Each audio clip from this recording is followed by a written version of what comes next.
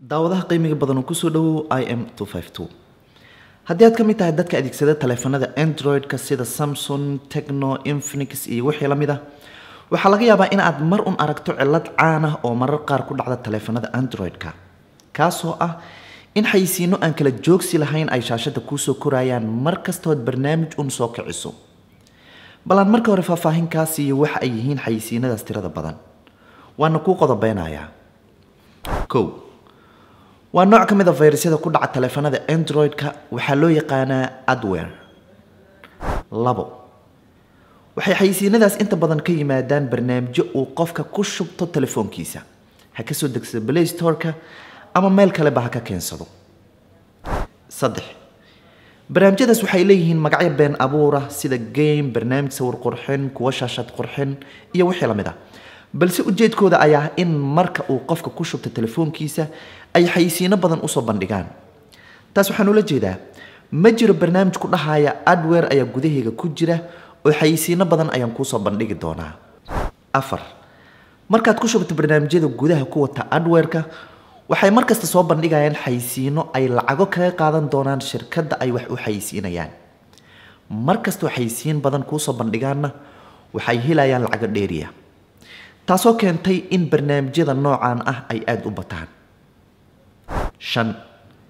shirkadda Google oo leh Play Store-ka waxay si joogto ah ula dagaalantaa barnaamijyada adware-ka waxayna ka saartaa Play Store-ka marka ay soo qabataba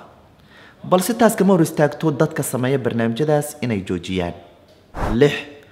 ogow markaad internet adeegsanayso oo kaliya ayaad arkaysaa xayisiinadan tirada badan haddii kale ma arkaysid wax xayisiina. 7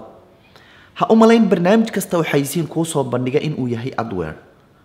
waxaan ka hadlayaa waa barnaamijyada kuu soo bandhiga xayisiinada aan kala joogsiga lahayn. 8 barnaamijyadaas waxay adeegsadaan farsamooyin kala duwan kuwa qaar ayaa isqariya kuwa kale ayaa ka muuqda meesha caadiga ah ee ka muuqdaan barnaamijyada ku jira telefoonkaaga taasoo keeni karta in ay kala duwanaan karto sida barnaamijyadaas loola dhaqmo loogana saari karo telefoonkaaga waxay la tahay inaad hadda haysato warbixin fiican oo ku saabsan barnaamijyada laga yaabo inay xayisiinada kugu dhibeen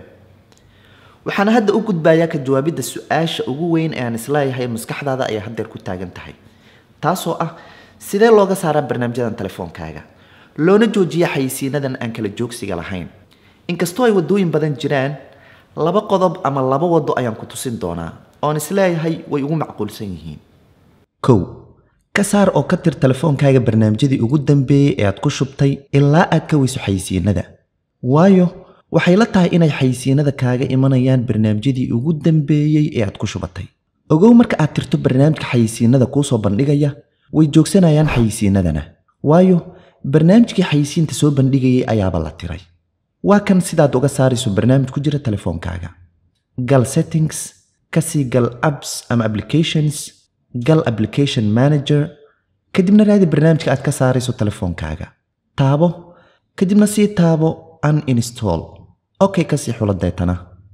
sida ayaad uga saartayba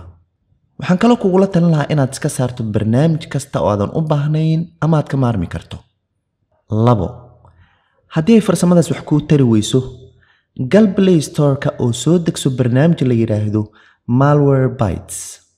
markaad ku shubato oo aad furto taabo get started kadibna give permission 2 jeer allow taabo kadibna taabo scan your device wuxuu isla markiiba bilaabayaa in uu mid u baaro barnaamijyada telefoonkaaga ku jira oo idil waxauna ka baarayaa noocyo kala duwan oo virus ah oo ku jiro adware-ka 10 daqiiqo ku dhawaad uu qaadanayaa mararka qaar sug ilaa uu ka dhameeyo haddiiba uu virus soo qabta sidan oo kale oo uu hadda 2 virus soo qabtay ayuu kugu sheegayaa remove selected taabo kadibna okay taabo ogowse marar qaar waxyaabo caadi ah inta ka shakiyo ayuu virus u aqoonsanayaa anigoo og inay jiraan farsamooyin kale oo aan kuwan ahayn